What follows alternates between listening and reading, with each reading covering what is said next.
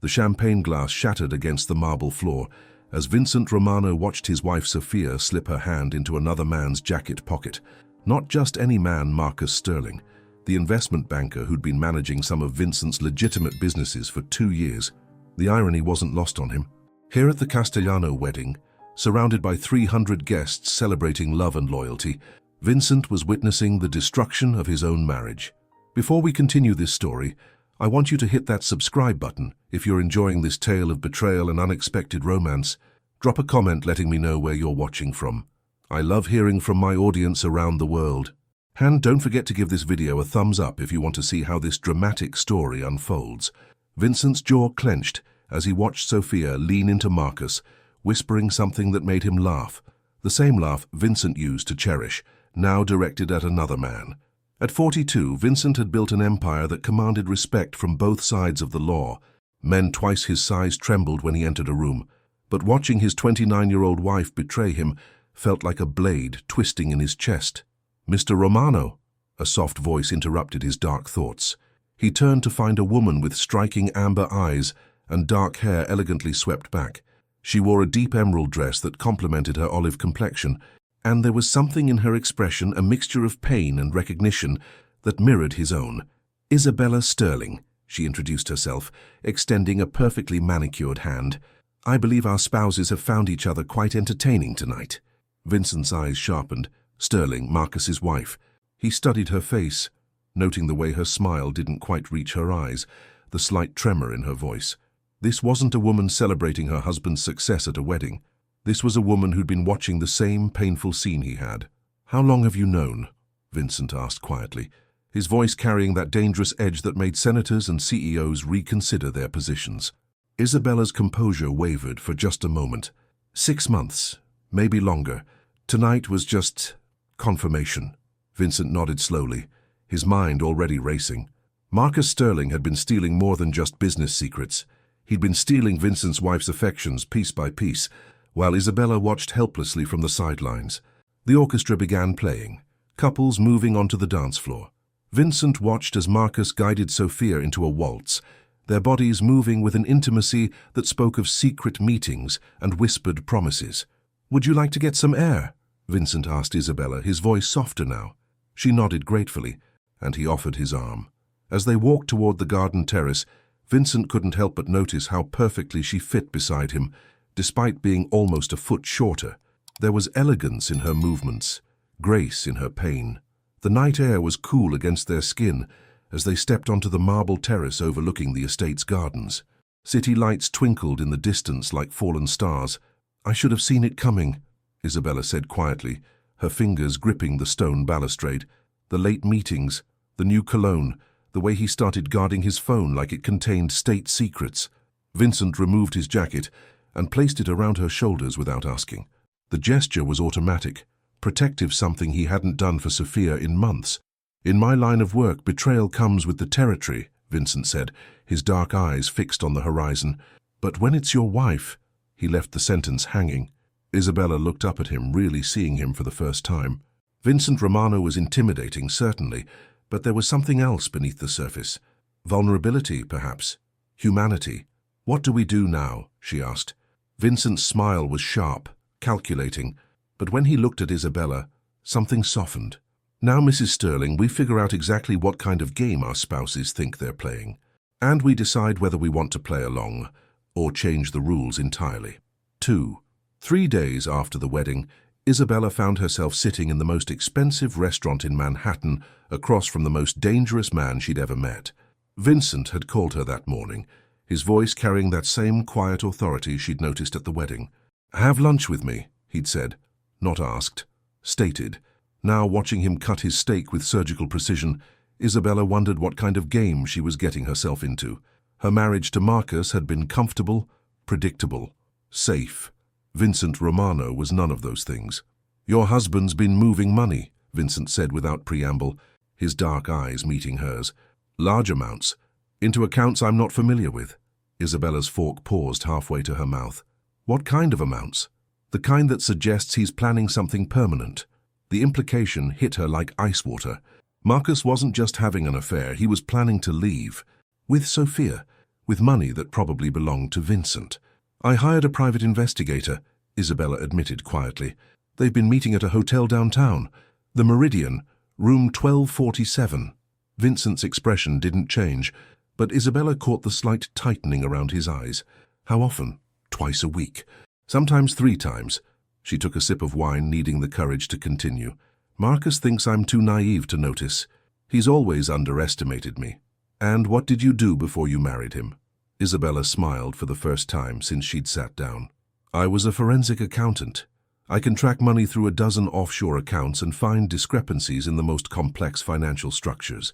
Marcus hired me, fell in love with my mind, then spent 5 years trying to convince me I didn't need to use it. Vincent leaned back in his chair, reassessing her entirely. This wasn't just a betrayed wife. This was a woman with skills, intelligence, and apparently, a talent for investigation that could prove very useful. Show me what you've found, he said. Isabella reached into her purse and pulled out a thin folder. Marcus has been skimming from your legitimate businesses for 8 months. Small amounts, nothing you'd notice immediately, but it adds up to almost $2 million. Vincent opened the folder, scanning the meticulously organized documents. Bank statements, transfer records, investment accounts, all traced with the kind of precision that came from years of professional experience. He's been using shell companies, Isabella continued, her voice gaining confidence, routing the money through 3 different banks before it lands in an account in the Cayman Islands. Joint account, Marcus Sterling and Sophia Romano. The muscle in Vincent's jaw twitched. Not only had his wife betrayed him, she'd been planning her exit strategy with his own money. Why bring this to me? Vincent asked, though he suspected he already knew the answer. Isabella met his gaze directly. Because they've both underestimated us. Marcus thinks I'm a decorative housewife who doesn't understand finance. Sophia probably thinks you'll just let her walk away because you love her. And you think differently? Isabella's smile was sharp now, reminiscent of Vincent's own predatory expressions. I think you're a man who doesn't like being played for a fool, and I think I'm a woman who's tired of being invisible in her own marriage. Vincent found himself genuinely intrigued. There was fire beneath Isabella's polished exterior, intelligence behind her amber eyes. When she spoke about finance, her whole demeanor changed. She became animated, confident, formidable. What do you propose we do about it? He asked. We could expose them publicly, humiliate them the way they've humiliated us. Or, Isabella leaned forward, lowering her voice, we could be smarter than that. We could turn their own game against them. Make them think they're winning while we position ourselves to take everything. Vincent studied her face, looking for any sign that this was an act, a performance. But Isabella's eyes held steady, her expression serious. She wasn't just angry, she was calculating. That sounds dangerously close to conspiracy. Mrs. Sterling. Call me Isabella, and yes, I suppose it does. She didn't look away, didn't flinch. The question is whether you're interested in a little conspiracy. Vincent signaled the waiter for the check. I think, Isabella, that you and I are going to get along very well. As they left the restaurant together, Vincent found himself walking slower, matching Isabella's pace. She was still wearing his jacket from the wedding he'd told her to keep it when she'd tried to return it. Now, watching her pull it tighter against the afternoon breeze, he realized that somewhere between the appetizer and dessert, the nature of their arrangement had shifted. This was no longer just about revenge. It was about partnership, and possibly something much more dangerous than either of them had planned. 3. The coffee shop on Fifth Avenue was deliberately chosen public enough to seem innocent, quiet enough for serious conversation. Isabella arrived first, selecting a corner table where she could watch the door. When Vincent entered 10 minutes later, she noticed how every woman in the place tracked his movement. Power, she'd learned, was its own form of magnetism. You've been busy, Vincent said, sliding into the chair across from her. He looked different today, less formal, wearing a charcoal sweater that made his dark eyes even more intense. Isabella pushed a manila envelope across the table. Marcus is accelerating his timeline. He's booked flights to the Cayman Islands for next Friday. 2 tickets. Vincent opened the envelope, reviewing the printed confirmation emails Isabella had somehow accessed. You hacked his computer. I prefer conducted a thorough audit of shared digital assets, Isabella replied with mock seriousness. He uses our anniversary date for everything. Not very creative for a man planning to abandon his marriage. Vincent laughed, actually laughed, and Isabella felt something flutter in her chest. When he smiled like that, Vincent looked younger, less intimidating, almost approachable. "Next Friday gives us 6 days," he said, his mind already working through possibilities. "It's enough time if we're strategic." Isabella leaned forward, unconsciously mirroring his posture. "I've been thinking about what you said regarding changing the rules of their game. And? What if we gave them exactly what they think they want?" Vincent raised an eyebrow. Intrigued, Isabella pulled out her phone, showing him a photo she'd taken that morning. "I filed for divorce yesterday. Marcus doesn't know yet the papers won't be served until Thursday. But here's the interesting part. Our prenuptial agreement has a clause about adultery. If I can prove infidelity, I get everything. The house, his investment accounts, his share of the business partnerships, including his contracts with my companies." "Exactly." Isabella's eyes sparkled with satisfaction. "But here's where it gets better. I also discovered that Marcus has been using our joint accounts to fund his affair. Hotels, gifts, even the Cayman Islands account setup fees. All traceable, all documented." Vincent was impressed despite himself. Isabella wasn't just intelligent, she was ruthless in a way that reminded him of himself at her age. "So, while Marcus thinks he's stealing from me to fund his new life, he's actually using his own marriage assets to destroy his legal position," Vincent summarized. "Precisely. And since Sophia is an active participant in spending that money, she becomes an accomplice to the financial misconduct, which gives me grounds to freeze her access to our accounts and file for divorce based on adultery and financial malfeasance." Isabella nodded, then hesitated. "Vincent, there's something else, something personal I need to tell you." He waited, sensing the shift in her tone. "I've been married to Marcus for 7 years. 7 years of being treated like an accessory, having my intelligence dismissed, being told that my career wasn't as important as supporting his ambitions." Her voice grew stronger. "I've spent so long being the woman he wanted me to be that I'd forgotten who I actually was." "And who are you, Isabella?" She met his gaze directly. "I'm someone who doesn't lose. I'm someone who sees patterns and possibilities that other people miss. I'm someone who spent 7 years studying financial crime, and I'm very, very good at it." Vincent found himself leaning closer, drawn by her intensity. "What else?" "I'm someone who spent the last 3 days looking forward to seeing you, and that terrifies me because I don't make decisions based on emotions. I make them based on logic and strategy and careful analysis." The confession hung between them, honest and vulnerable and completely unexpected. "Isabella," Vincent said quietly, "what you're feeling isn't illogical, it's human." She laughed, but it sounded shaky. "I don't think I've felt human in years. Marcus made me feel like a business asset. Useful, well-maintained, but ultimately replaceable." Vincent reached across the table, covering her hand with his.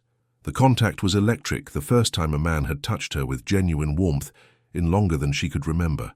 "You're not replaceable," he said, his voice carrying absolute certainty. "You're extraordinary." Isabella stared down at their joined hands. Vincent's were larger, scarred along the knuckles, strong in a way that spoke of someone who'd worked for everything he'd achieved. Marcus's hands were soft, manicured, the hands of a man who'd never had to fight for anything. "This is dangerous," she said softly. "Yes, it is. We could both get hurt. We're already hurt." Vincent's thumb traced across her knuckles. "The question is whether we want to heal separately or together." Isabella looked up at him, seeing past the reputation and the intimidating exterior to the man underneath. Someone who'd been betrayed by the person he trusted most. Someone who understood exactly what she was feeling. "Together, then," she said. Vincent smiled, and this time it reached his eyes. "Good, because I have a proposition for you, Isabella Sterling, and it's going to require complete trust between us." "What kind of proposition?" "The kind that ensures Marcus and Sophia get exactly what they deserve, while we get exactly what we want." 4. The parking garage beneath Isabella's apartment building was dimly lit and completely private, exactly what they needed for this conversation. Vincent had suggested they meet here after Isabella mentioned that Marcus would be working late again. Another client dinner that they both knew was code for room 1247 at the Meridian Hotel. "Before we go any further," Vincent said, leaning against his black Mercedes, "I need you to understand what you're getting involved with. My world isn't like Marcus's world of board meetings and investment portfolios." Isabella studied his face in the fluorescent lighting. "Are you trying to scare me away? I'm trying to protect you. There's a difference." She stepped closer, close enough to smell his cologne, something expensive and distinctly masculine.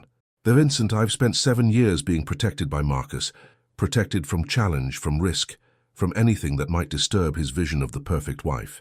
I don't want protection anymore. I want partnership. Vincent searched her eyes, looking for any sign of uncertainty. Partnership in my world comes with consequences. Once you're in, there's no going back to your safe, predictable life. Good, Isabella said firmly, because my safe, predictable life was slowly killing me. Vincent nodded slowly, making a decision. All right then, here's what I'm proposing. We don't just take back what they've stolen from us, we take everything. Their money, their reputation, their freedom to start over anywhere. How? Marcus has been stealing from me, but he's been sloppy about it. Emotional decisions make people careless.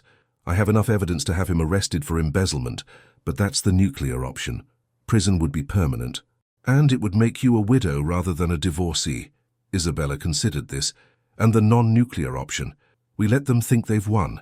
Let them transfer the money, book their flights, maybe even let them get as far as the airport. Then we spring the trap. What kind of trap? Vincent smiled. And Isabella felt that familiar flutter of attraction mixed with apprehension.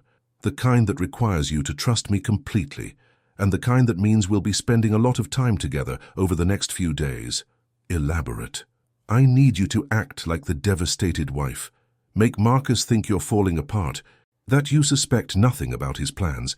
Meanwhile, you'll be working with me to trace every dollar he's moved, every transaction, every communication with Sophia. Isabella nodded. I can do that. But what about you? Sophia will be expecting certain reactions from you too. That's where this gets complicated. Vincent paused, running a hand through his dark hair. Sophia thinks I'm oblivious to her affair. In her mind, I'm too busy with business to pay attention to her needs. She's convinced herself that she's the victim in our marriage. So you need to maintain that illusion while secretly orchestrating her downfall. Exactly. Which means for the next few days, publicly, we can't appear to be allies. We need to seem like strangers who happen to meet at a wedding. Isabella felt a stab of disappointment that surprised her. So these meetings have to be secret, careful, strategic. Vincent stepped closer, his voice dropping lower. Isabella, what I'm asking you to do is dangerous, not just legally but personally. We're going to be lying to everyone around us while trusting each other completely. I understand the risks. Do you? Because once we start this, there's no turning back. And there's something else you need to know. Vincent hesitated, as if weighing how much to reveal. I've never worked with a partner before. I've never trusted anyone enough to let them see behind the mask I wear for the rest of the world. Isabella's breath caught. Why me? Because you see patterns that other people miss. Because you're brilliant in ways that Marcus never appreciated. And because... He stopped, looking almost vulnerable. Because in 3 days, you've made me feel more alive than I have in 3 years of marriage. The confession hung between them in the concrete stillness of the parking garage. Isabella felt her heart racing, torn between the logical part of her mind that warned this was moving too fast, and the emotional part that had been starved for exactly this kind of connection. Vincent, she said carefully, what happens after we win? After Marcus and Sophia are dealt with and we've gotten our revenge? I don't know, he admitted. I've been so focused on the immediate problem that I haven't thought beyond it. Maybe we should think beyond it, because what you're describing, this partnership, this level of trust, it sounds like more than just a business arrangement. Vincent studied her face, noting the way the harsh fluorescent lights softened when they caught her amber eyes. Would that frighten you? Isabella considered the question seriously. Everything about you should frighten me. You're dangerous, you're powerful. You operate in a world I know nothing about. But Marcus never frightened me, and look how that turned out. So, maybe fear isn't the emotion I should be worried about. Maybe the emotion I should be worried about is how much I'm starting to care about you. Vincent moved closer, close enough that Isabella had to tilt her head back to maintain eye contact. Caring about someone in my world is dangerous, Isabella. Is that a warning? It's a promise. If you let me care about you, I'll protect you with everything I have. But I'll also expect the same loyalty in return. Isabella reached up, her fingers barely grazing his cheek. Then we better make sure our plan works, because I don't think either of us could survive losing twice. 5. The text message arrived while Isabella was reviewing quarterly reports in her home office. Coffee shop. 1 hour, come alone, Ray. V. She found Vincent at their usual corner table, but something was different. His expression was harder, more focused. When she sat down, he slid a photograph across the table without preamble. "Your husband and my wife had dinner last night," he said quietly, "but not at the hotel." Isabella studied the image. Marcus and Sophia sat at an intimate table in what looked like an expensive steakhouse, but they weren't alone. 2 other men sat with them, one of whom she recognized. "That's David Chen," she said, pointing to the Asian man in the expensive suit. "He's Marcus's contact at the bank where they've been moving the money." "And that," Vincent said, indicating the older man with silver hair, "is Antonio Castellano, the father of the bride from the wedding where we met." Isabella's blood ran cold. Why would Marcus be meeting with a Castellano? Because our spouses aren't just planning to steal money and run away together. They're planning to sell information about my operations to my competitors. The implications hit Isabella like a physical blow. This wasn't just adultery and embezzlement anymore. This was betrayal on a scale that could get Vincent killed. "How do you know?" she asked. Vincent produced another photograph. This one showed Marcus handing a thick envelope to the older Castellano. "I have people who watch the Castellanos. They've been trying to move into my territory for years. Apparently they found a way to buy their entry." Isabella's mind raced through the possibilities. What kind of information does Marcus have access to? Everything. Financial records, business partnerships, shipping manifests, personnel files. I trusted him with operational details that could destroy my entire organization. "Vincent," Isabella said carefully, "what exactly is your organization?" He looked at her for a long moment, clearly weighing how much truth she could handle. "Import, export, legitimate businesses that provide cover for less legitimate activities. Nothing that directly harms innocent people, but definitely things that federal prosecutors would find interesting." Isabella nodded slowly. She'd suspected as much, but hearing it confirmed made her decision to trust him feel both more dangerous and more significant. "So Marcus isn't just stealing money, he's selling secrets that could send you to prison, or get me killed by competitors who don't believe in federal prosecutors." Isabella felt a surge of protective anger that surprised her. The thought of Vincent in danger made her chest tight with worry. "What do we do?" "We accelerate our timeline. Can you access Marcus's computer tonight? He has a dinner meeting. Real one this time, I think. He'll be gone until at least midnight." "Good. I need you to download everything. Every file, every email, every document he has access to from my companies. We need to know exactly what he's already shared and what he's planning to sell." Isabella's forensic accounting background kicked in. "I can do better than that. I can set up monitoring software that will track everything he does going forward. Every keystroke, every file he opens, every email he sends." Vincent's expression shifted from grim to impressed. "You continue to surprise me." "There's something else," Isabella said hesitantly. "If Marcus is working with the Castellanos, he's probably not planning to just disappear to the Cayman Islands. He's probably planning to stay in New York and work for them permanently. Which means he's going to try to take me down too. Divorcing me isn't enough if he's switching sides in your world. He needs to make sure I can't cause problems for his new employers." Vincent's jaw clenched. "What kind of problems could you cause?" "I know about shell companies he's created, money trails he's established, legitimate businesses he's used for laundering operations. I might not know the details of your organization, but I know enough about the financial infrastructure to cause serious damage if I wanted to." Vincent was quiet for several moments, processing this information. When he spoke again, his voice was deadly calm. "Isabella, I need to ask you something, and I need you to answer honestly." "Okay. Are you prepared to disappear?" "Tonight, if necessary." The question hung between them, loaded with implications. "What do you mean?" "I mean pack a bag, take nothing that can be traced, and come with me somewhere safe until we figure out how to handle this." Isabella stared at him, realizing that their game of revenge had just become a matter of survival. "If I disappear, Marcus will know something's wrong. He'll accelerate whatever he's planning with the Castellanos. If you stay, you could be in serious danger. Then we need a third option." Vincent leaned back, studying her face. What kind of third option? Isabella's mind was working furiously, putting together pieces of a plan that was forming even as she spoke. "We give them exactly what they want, but we make sure that getting it destroys them. Elaborate. We let Marcus think he's successfully betrayed you. We let him deliver information to the Castellanos. But we make sure that information leads them into a trap instead of giving them power over you. Vincent's eyes narrowed. That would require feeding Marcus false information while making him think it's real. It would also require you to trust me with real information about your operations so I can make the false information convincing. The weight of what she was proposing settled between them. Isabella was asking Vincent to trust her with secrets that could destroy him. In return, she was offering to risk everything: her safety, her freedom, possibly her life. Isabella, Vincent said quietly, if we do this, there's no going back. You understand that? I understand.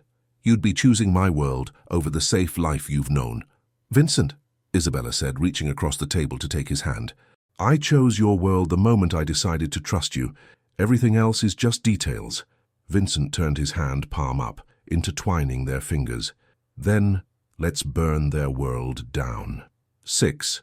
The restaurant was empty except for them, Vincent having convinced the owner to close early for a private meeting. Isabella sat across from Vincent in the dim candlelight, sharing details that could destroy both their lives. Marcus has access to your shipping schedules for the next 6 months, she said, sliding a printed document across the table. But he doesn't know that I've been keeping parallel records of his file access. Every document he's opened, every email he's read. Vincent studied the papers, his expression growing darker with each line. He downloaded the personnel files for my dock workers, names, addresses, family information.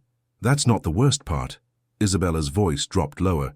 He's been in contact with someone at the FBI, Agent Sarah Mitchell, Financial Crimes Division. Vincent's head snapped up. How do you know? I found encrypted email exchanges on his personal laptop. He's been feeding her information about your legitimate businesses, trying to establish a pattern of suspicious activity. The implications were staggering. Marcus wasn't just betraying Vincent to competitors, he was building a federal case against him, while simultaneously selling secrets to those same competitors. Son of a bitch, Vincent said quietly. He's playing every angle. It gets worse. The Castellanos aren't paying him in cash. They're paying him with protection. When the FBI moves against you, Marcus will be safely under Castellano protection, positioned to take over your territories. Vincent was quiet for a long moment, processing the scope of the betrayal. What about Sophia? Where does she fit into this? Isabella hesitated. Vincent, I don't think Sophia knows about the FBI angle. The conversations I've traced show her planning a romantic escape to the Cayman Islands. She thinks Marcus is just stealing money and leaving his wife. So she's guilty of adultery and theft. But not treason. That's my assessment. Vincent nodded slowly. Isabella watched his face, seeing the pain beneath the anger. Whatever Sophia had done, he'd loved her once. There's something else, Isabella continued. Agent Mitchell is planning to move soon. There's a reference to a Tuesday morning operation in Marcus's emails. That's 4 days from now. The same day Marcus and Sophia are supposed to fly to the Cayman Islands. Exactly. I think Marcus is planning to let Sophia leave while he stays behind to watch you get arrested. Then he emerges as a cooperative witness and gets handed your entire operation. Vincent's laugh was bitter.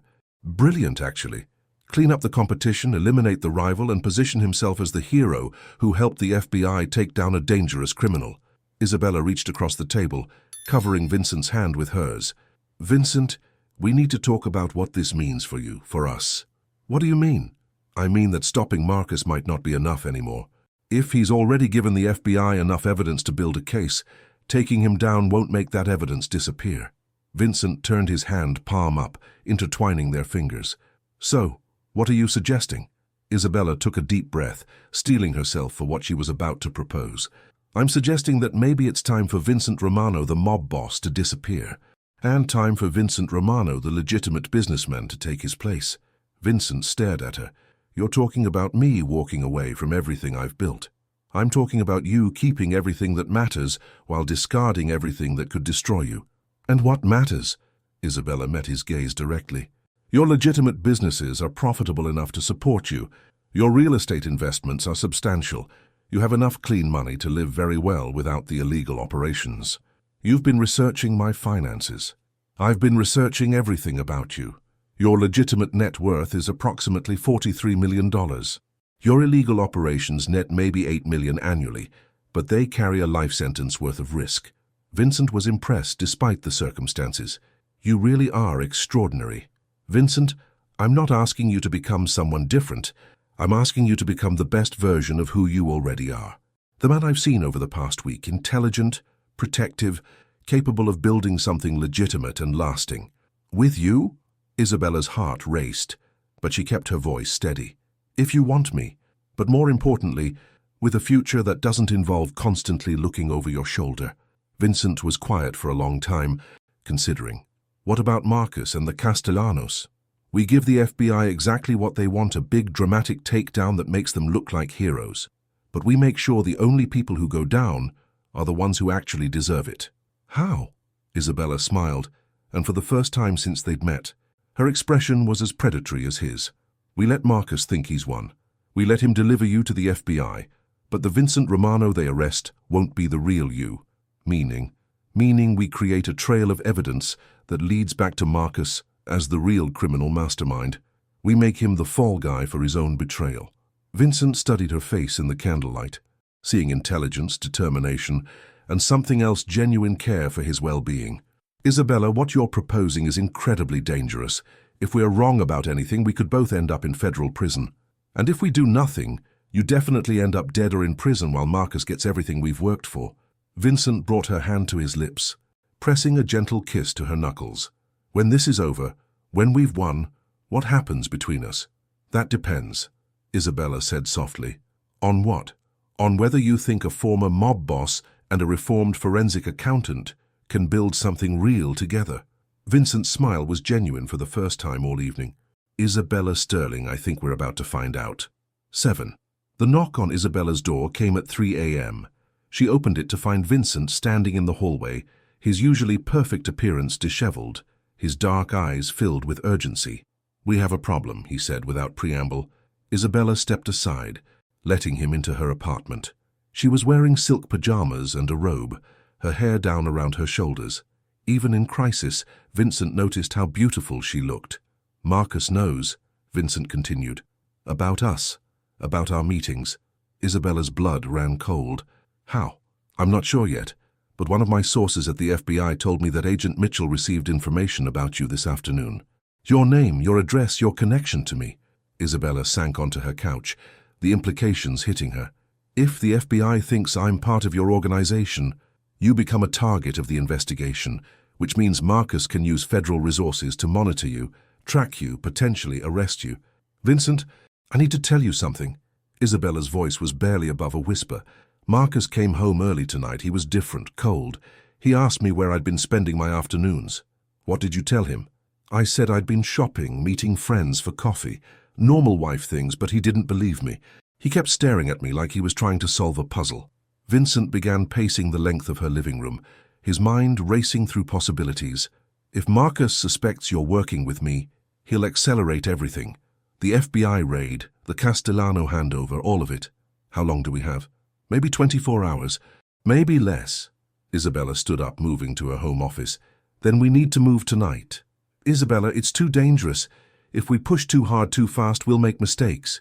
She turned to face him, her expression determined.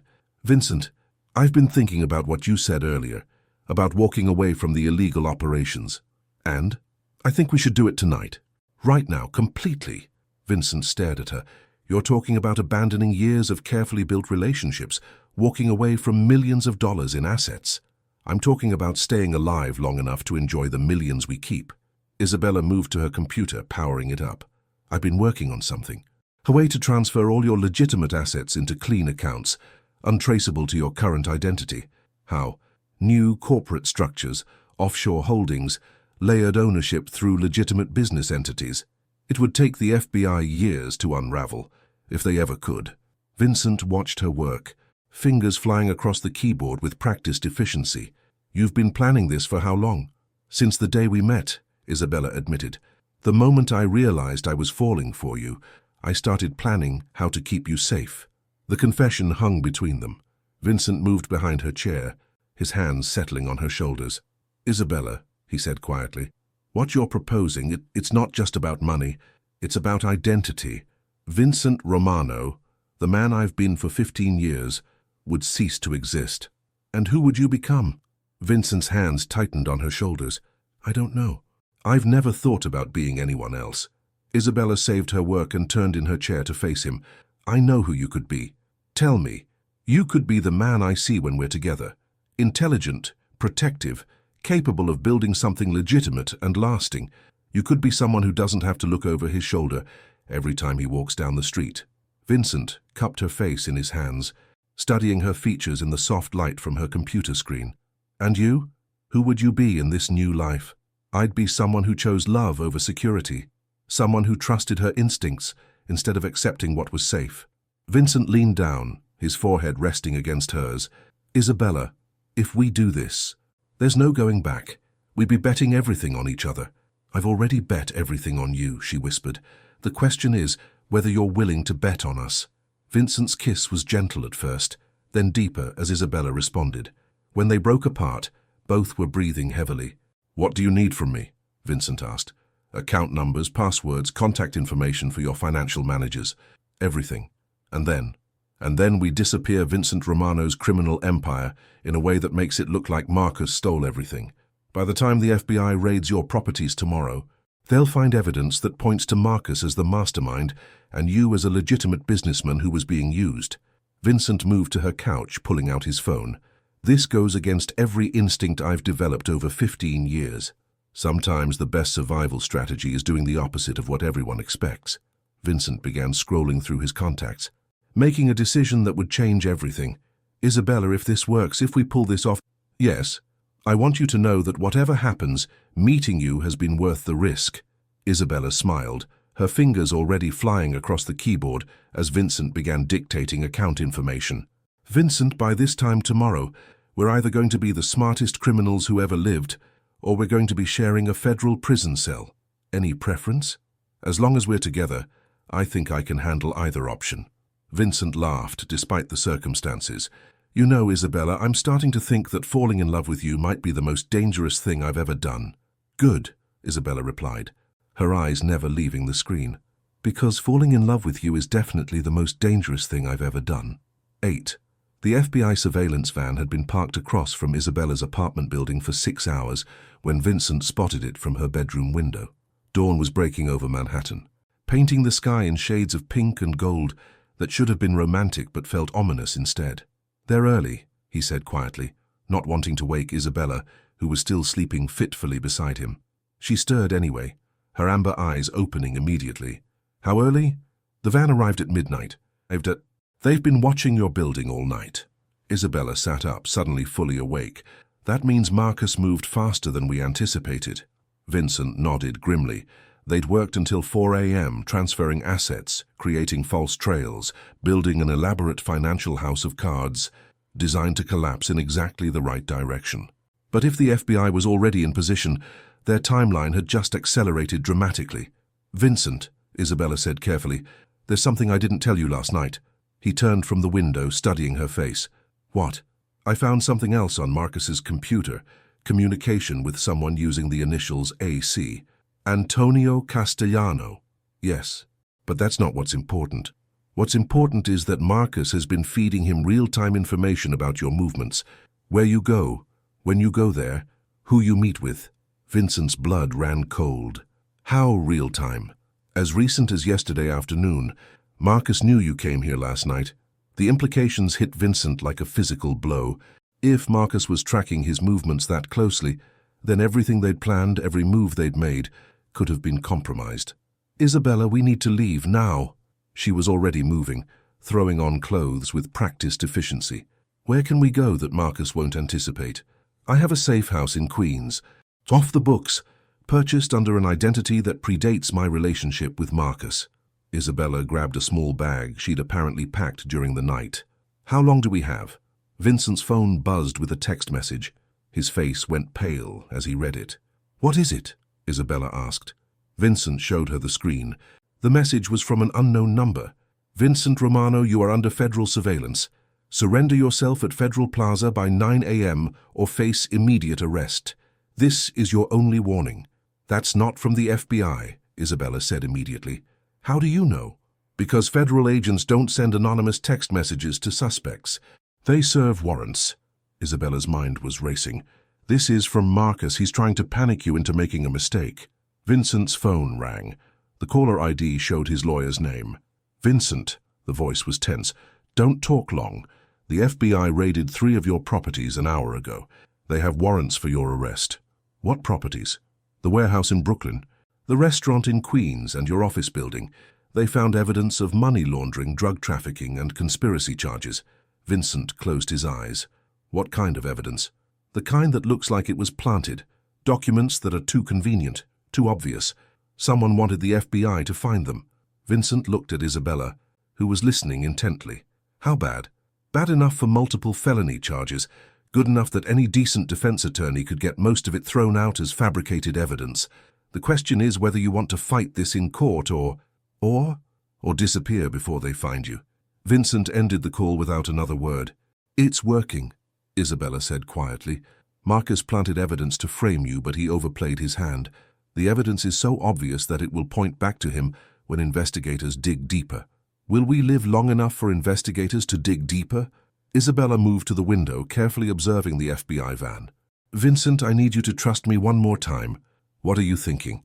I'm thinking we don't run. I'm thinking we walk directly into their trap and spring our own trap at the same time. Vincent stared at her. You want to surrender? I want to surrender in a way that exposes Marcus and protects you simultaneously. Isabella pulled out her laptop, showing Vincent a document she'd apparently been working on during the night. This is a complete financial analysis of Marcus's activities over the past year, cross-referenced with your legitimate business transactions. It proves that Marcus was stealing from you while creating false evidence to frame you. How does that help us if we're in federal custody? Isabella smiled, and her expression was purely predatory. Because I'm not just going to give this to the FBI. I'm going to give it to Agent Sarah Mitchell personally, along with evidence that Marcus has been feeding her fabricated information to support a false case. Isabella, if you're wrong about this, then we go to prison together. But if I'm right, Marcus and the Castellanos go down while we walk away clean. Vincent studied her face, seeing determination, intelligence, and something else, absolute confidence in their plan. You really think this will work? Isabella reached up, cupping his face in her hands. Vincent, 3 weeks ago I was a bored housewife married to a man who ignored me. Today I'm planning to outsmart the FBI, destroy a Mafia family, and steal back millions of dollars in assets. If I can do that, I think we can handle whatever comes next. Vincent kissed her deeply, tasting fear and hope in equal measure. Isabella Sterling, you are the most dangerous woman I've ever met.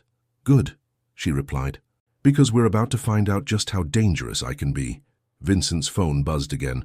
This time the message was from Agent Sarah Mitchell. Mr. Romano, we need to talk. Federal Plaza, 1 hour. Come alone and we can discuss a deal. Isabella read the message over his shoulder. Perfect timing. How is that perfect? Isabella's smile was sharp enough to cut glass. Because Agent Mitchell is about to get the surprise of her life. 9. Federal Plaza buzzed with morning activity as Vincent and Isabella approached the building together. Agent Sarah Mitchell was waiting in the lobby, her expression shifting from professional confidence to confusion as she realized Vincent wasn't alone. Mr. Romano, she said carefully, I thought I made it clear you should come alone. Agent Mitchell, Isabella stepped forward before Vincent could speak. I'm Isabella Sterling. I believe my husband has been feeding you information about Mr. Romano. The agent's eyes sharpened. Mrs. Sterling, you shouldn't be here. Actually, I think I'm exactly where I need to be. Isabella pulled out a thick folder. Because I have evidence that every piece of information Marcus gave you was fabricated. Agent Mitchell glanced around the busy lobby, clearly uncomfortable with the public setting. We should take this upstairs. 20 minutes later, they sat in a sterile conference room. Isabella's documents spread across the table like a battle plan. Agent Mitchell studied the papers with growing interest, while Vincent watched Isabella work with professional admiration. These financial records show a pattern of theft spanning 18 months, Isabella explained. Marcus wasn't investigating Mr. Romano's businesses. He was systematically looting them while creating false evidence to cover his tracks. And you're saying your husband fabricated evidence against Mr. Romano?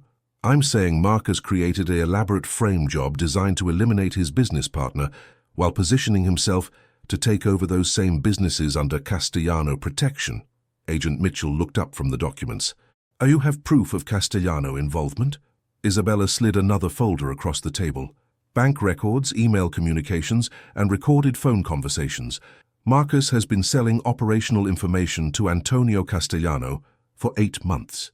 Vincent remained silent, letting Isabella control the conversation. Her performance was flawless, the wronged wife seeking justice, the forensic accountant presenting irrefutable evidence, the concerned citizen exposing criminal conspiracy.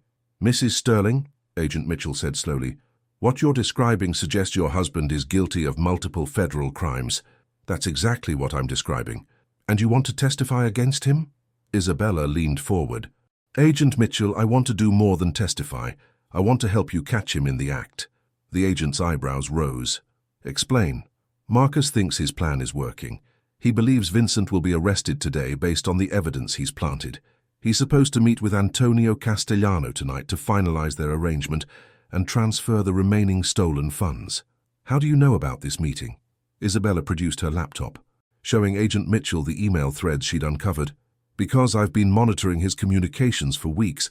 I know where they're meeting, when, and what they're planning to discuss." Agent Mitchell studied the screen. "This level of surveillance, you're not just an angry wife, are you?" "Mrs. Sterling, I'm a forensic accountant who spent 7 years thinking her husband was a legitimate businessman. When I discovered the truth, I decided to document everything." Vincent finally spoke. "Agent Mitchell, I assume you've found evidence of criminal activity at my properties."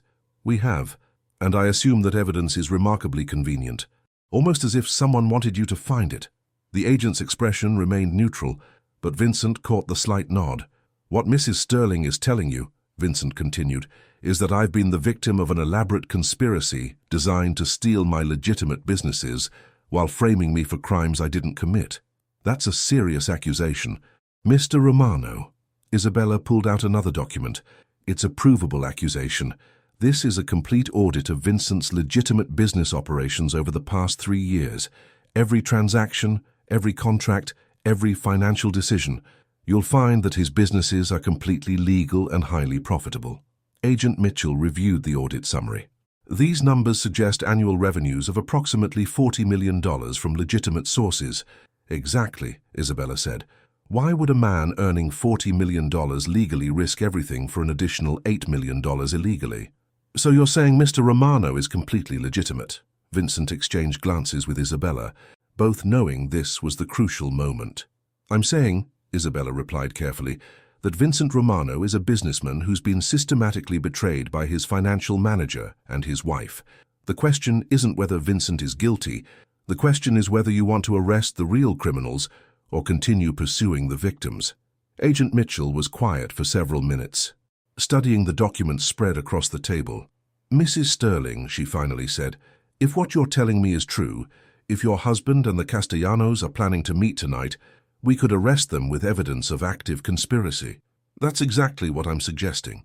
But it would require you to wear a wire, to record conversations with your husband while federal agents monitor the situation." Vincent tensed, but Isabella's expression never wavered. "Agent Mitchell," she said calmly, "I've been married to a liar for 7 years. I think I can handle one more conversation." The agent looked at Vincent. "And you, Mr. Romano? Are you willing to cooperate with this operation?" Vincent nodded slowly. "If it means putting the real criminals in prison, instead of being framed for crimes I didn't commit?" "Yes." Agent Mitchell gathered the documents. "I need to review this evidence with my supervisor. Can you both remain available for the rest of the day?" "We're not going anywhere," Isabella assured her. As they left Federal Plaza an hour later, Vincent turned to Isabella with newfound respect. "That was incredible," he said quietly.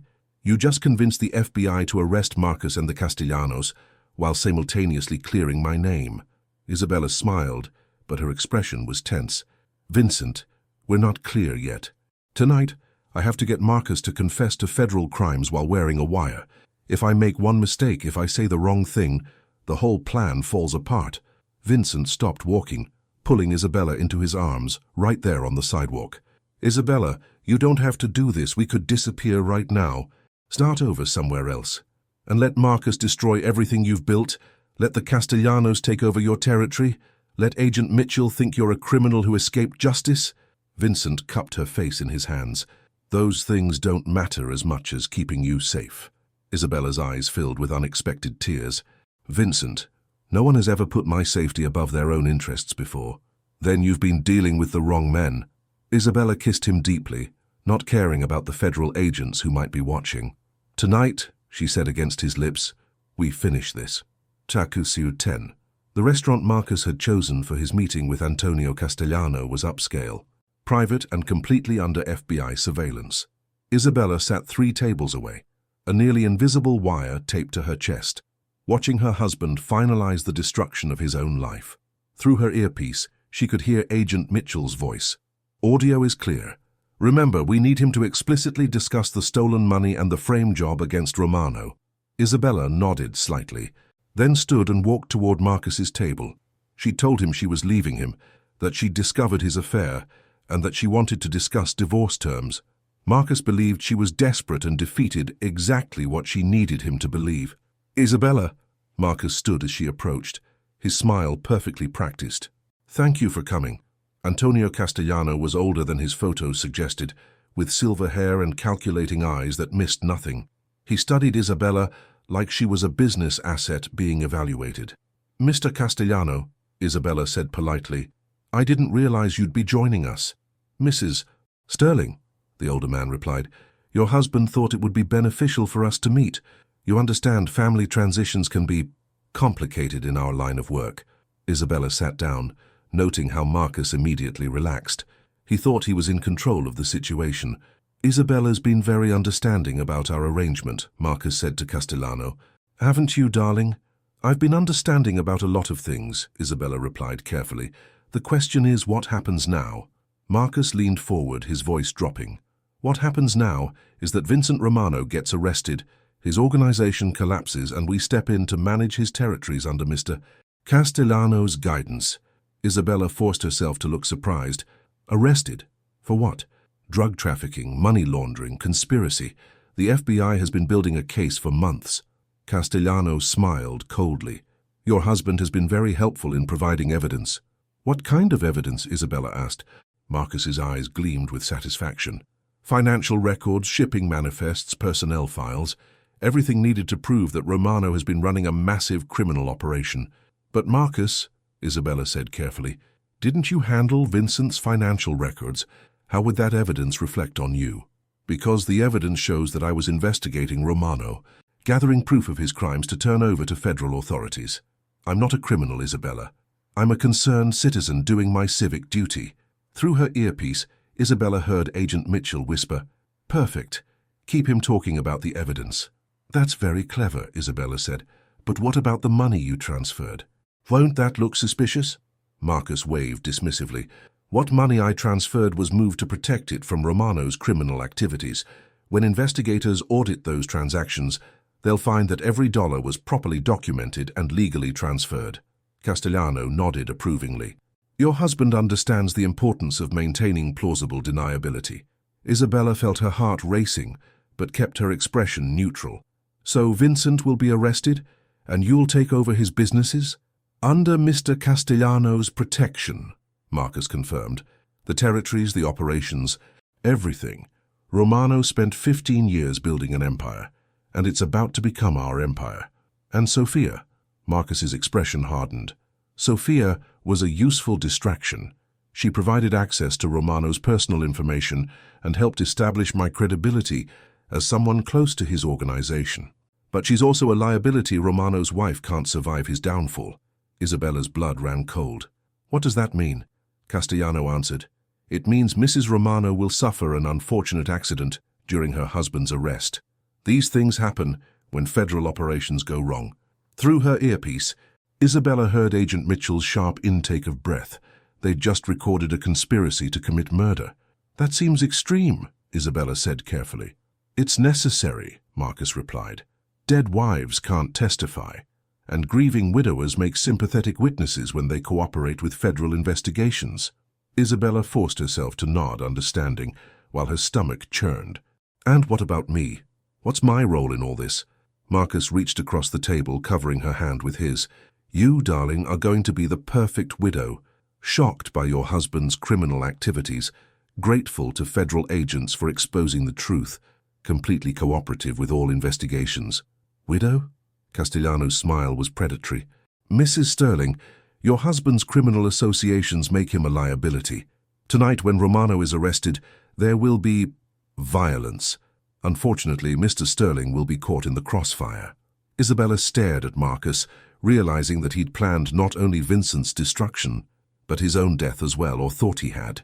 The man she'd been married to for 7 years had orchestrated his own murder without understanding what he'd done.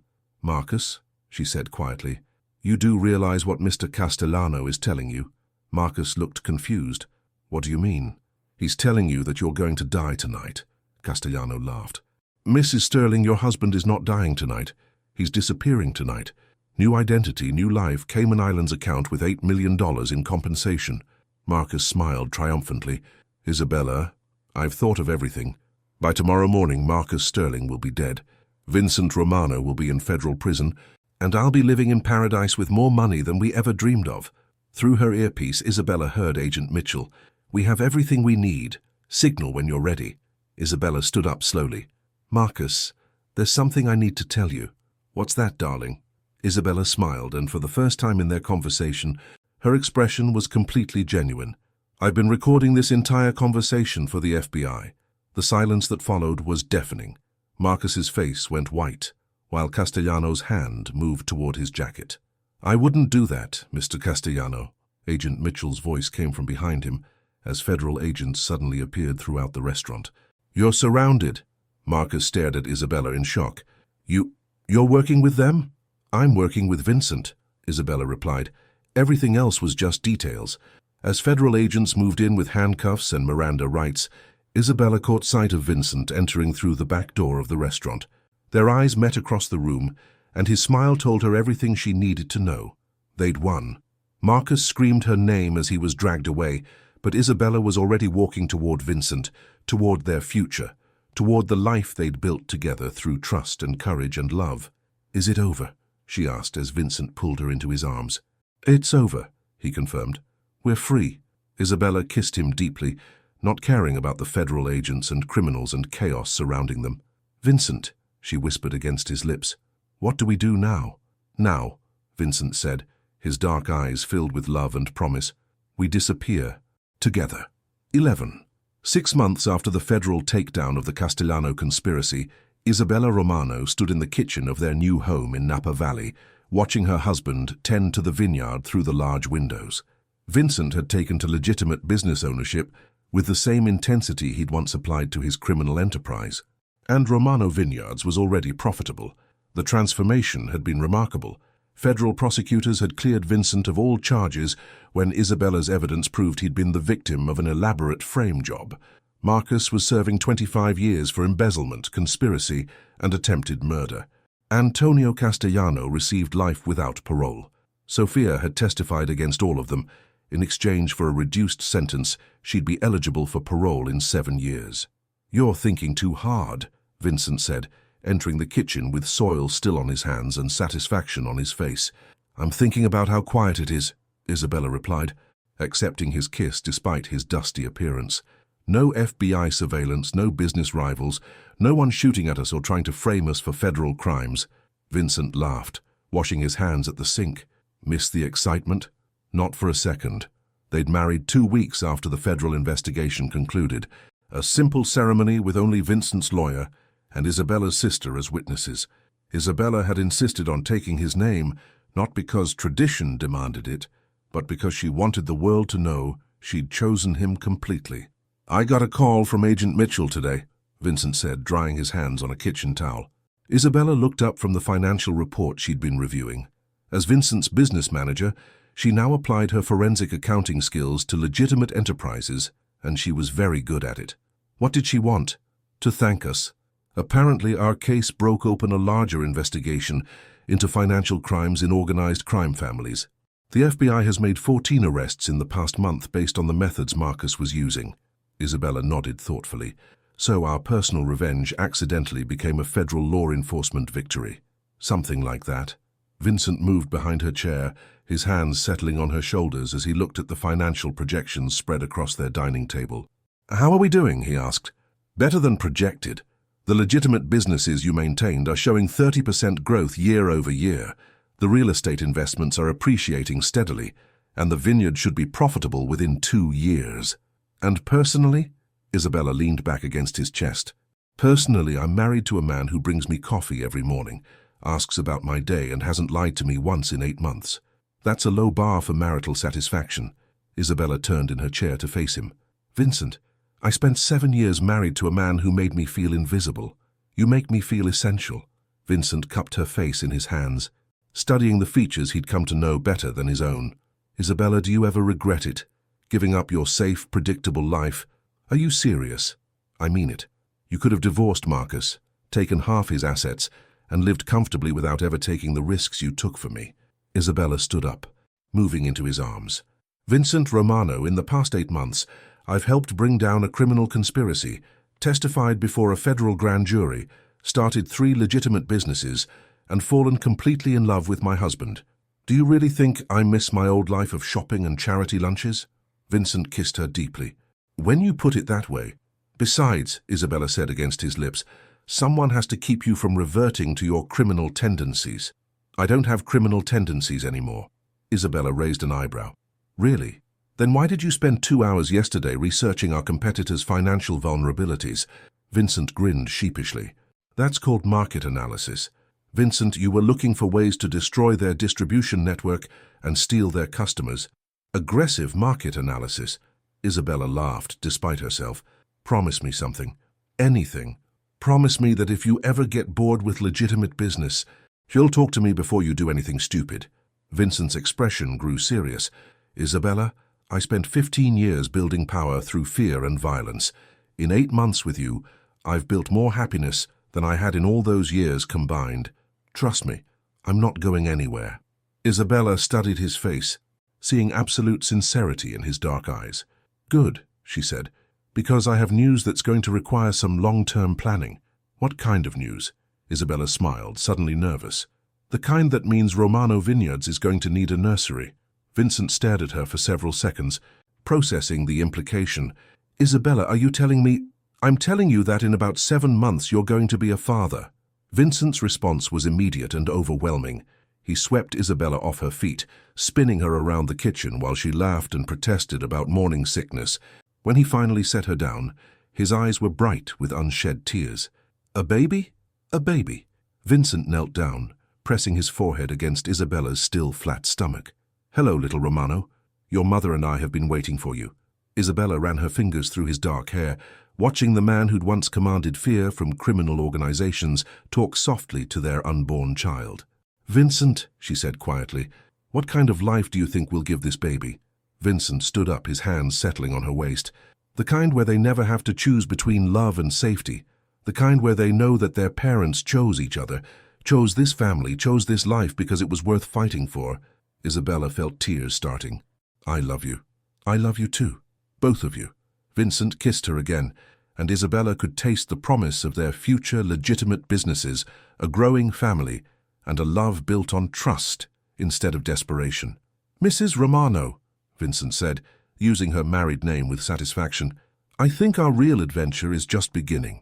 Isabella smiled, looking out at the vineyard, the valley beyond, and the life they'd built together through courage and careful planning. I can't wait, she replied. 12. 1 year later, Isabella sat in the rocking chair on their front porch, nursing their 3-month-old daughter while watching Vincent work in the vineyard. Little Sophia Romano had her mother's amber eyes and her father's determination, already showing signs of the strong will that had brought her parents together. The morning was perfect, California sunshine warming the valley, while a gentle breeze carried the scent of growing grapes. Romano Vineyards had exceeded all projections. Their first harvest had earned recognition from wine critics, and Vincent's transition to legitimate businessman was complete. She's beautiful, a voice said from behind Isabella. She turned to find Agent Sarah Mitchell approaching the porch, no longer in federal agent attire but wearing casual clothes and carrying a bottle of wine. Agent Mitchell, Isabella said, surprised. I wasn't expecting you. Sarah, please, I'm not here in an official capacity. The former FBI agent gestured to the baby. I was in the area and wanted to see how you were adjusting to motherhood. Isabella smiled, adjusting Sophia's position. Better than I expected. Vincent's a natural father. He gets up for night feedings without being asked. Sarah took a seat on the porch steps, looking out at the vineyard where Vincent was working with 2 employees, explaining irrigation techniques with the same intensity he'd once applied to criminal operations. "It's remarkable," Sarah said. "The transformation. When I first met Vincent Romano, he was the kind of man who made federal agents nervous. Now he argues with wine distributors about organic certification standards," Isabella finished with a laugh. "Are you happy?" Isabella considered the question seriously. "Sarah, a year ago I was married to a man who was stealing millions of dollars while planning my murder. Today I'm married to a man who reads parenting books and insists on organic baby food. Happy doesn't begin to cover it." Sarah nodded thoughtfully. "The Bureau still talks about your case, you know, how a forensic accountant and a mob boss took down a criminal conspiracy by trusting each other completely. We didn't plan it that way."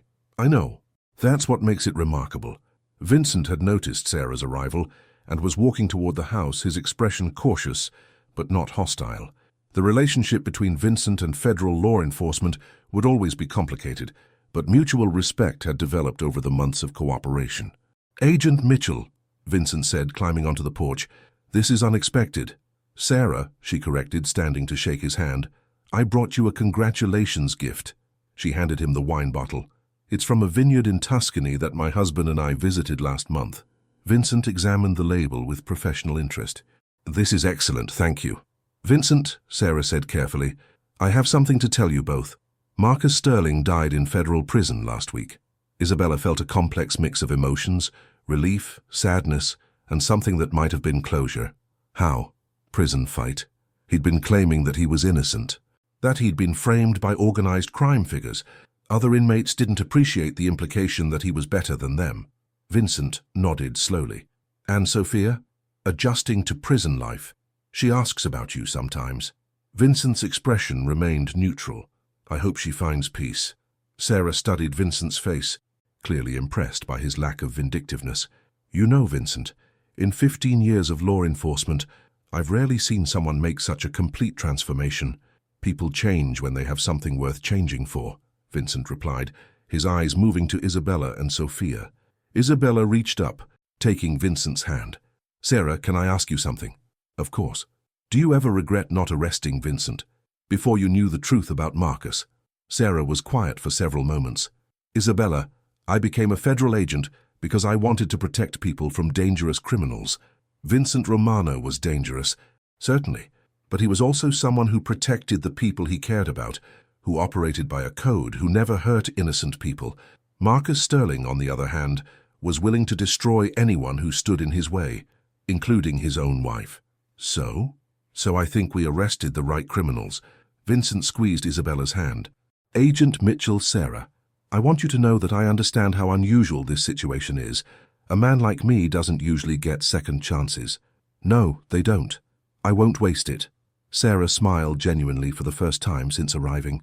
"I can see that." Sophia chose that moment to wake up, making soft baby sounds that immediately captured Vincent's attention. He carefully took his daughter from Isabella's arms, his large hands gentle as he cradled her against his chest. "Hello, beautiful girl," he murmured. "Were you having good dreams?" Sarah watched the interaction with fascination. "It's really true, isn't it? The mob boss who became a family man." Isabella laughed. "He reads to her every night. Fairy tales, poetry, financial reports when he thinks I'm not listening." "She should understand cash flow analysis," Vincent said defensively. "It's important." Sarah shook her head in amazement. "I should go. Thank you for letting me visit." As Sarah walked toward her car, she turned back to them. "Vincent, Isabella, what you've built here, it gives me hope. That people can change, that love can overcome history, that happy endings are possible even in the messiest situations." After Sarah left, Isabella and Vincent sat together on the porch, Sophia sleeping peacefully in her father's arms. "Do you think she's right?" Isabella asked. "About happy endings?" Vincent looked at his wife and daughter, then at the vineyard that represented their legitimate future, and the home they'd built together through trust and courage. "Isabella," he said quietly, "I spent 42 years building an empire based on fear and control. I thought that was power. But sitting here with you and Sophia, knowing that you chose me, that she'll grow up knowing her parents love each other and chose this life together, This feels like real power. Isabella leaned against his shoulder, watching the sunset paint their valley in shades of gold and purple. "Vincent Romano," she said softly, "I think our story is just beginning." Vincent kissed the top of her head, then pressed a gentle kiss to Sophia's forehead. "Mrs. Romano, I couldn't agree more." As darkness settled over Napa Valley, the Romano family sat together on their porch, watching the stars appear over their vineyard, their legitimate business, and the life they'd built through love, trust, and the courage to change everything for each other. The mob boss and the forensic accountant had found their happy ending, and their real adventure was just beginning.